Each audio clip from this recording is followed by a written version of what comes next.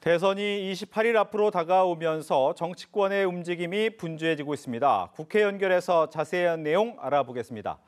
이다영 기자, 더불어민주당의 경우 이재명 후보의 사법 리스크에 다시 불이 붙은 모양새죠? 그렇습니다. 더불어민주당은 이재명 후보의 파기환송심 일정과 관련해 공세를 이어갔습니다.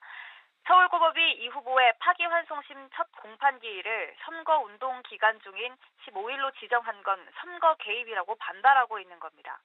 윤호중 총괄본부장은 오전 열린 중앙선대위 총괄본부장단 첫 회의에서 합법적 선거운동 기간은 아직 시작되지 않았지만 불법 선거 개입과 위헌적 선거 방해는 이미 진행되고 있다고 주장했습니다. 그러면서 선거운동 기간 중 잡혀있는 대선 출마 후보들의 공판 기일을 대선 이후로 미루라고 다시 한번 촉구했습니다. 이런 가운데 이 후보는 오늘도 경청 투어를 통해 시민과 접촉면을 늘려가고 있습니다. 오전에는 충북 증평에서 시민들을 만난 데 이어 충북 청년 농업인들과 간담회를 가졌고요. 오후에는 충북 옥천과 영동을 돈 뒤 충남 금산과 전북 장수도 방문합니다.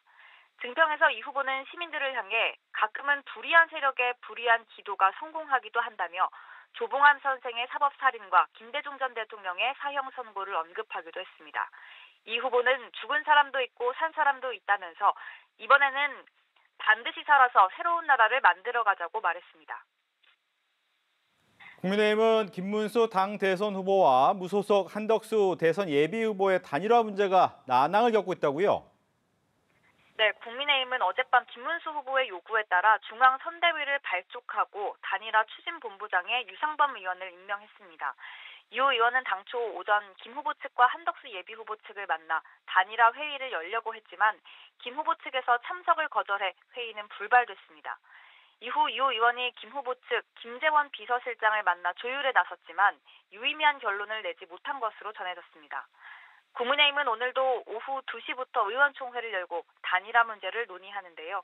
그러나 김 후보가 오늘부터 이틀간 영남 지역 방문 일정을 진행하고 단일화를 둘러싼 내부 진통이 해결될 기미가 보이지 않는 게 문제입니다. 김 후보는 오전에도 입장문을 통해 당은 현재까지도 일방적 당 운영을 강행하며 공식 대선 후보로 인정하지 않고 있다고 불만을 표출했습니다. 이런 가운데 무소속 한덕수 예비 후보는 조금 전 끝난 관훈토론회에 참석했는데요. 한 후보는 단일화 실패는 국민에 대한 배신, 배반 행위라며 한 번도 생각하지 않았다고 밝혔습니다. 이와 별도로 한덕수 후보는 이른바 반 이재명 빅텐트를 띄우고 있는데 오늘 이낙연 새미래민주당 상임고문과 만났다고요? 한덕수 예비 후보는 오늘 낮 서울 중구의 한 식당에서 새미래민주당 이낙연 상임고문과 오찬회동을 가졌습니다.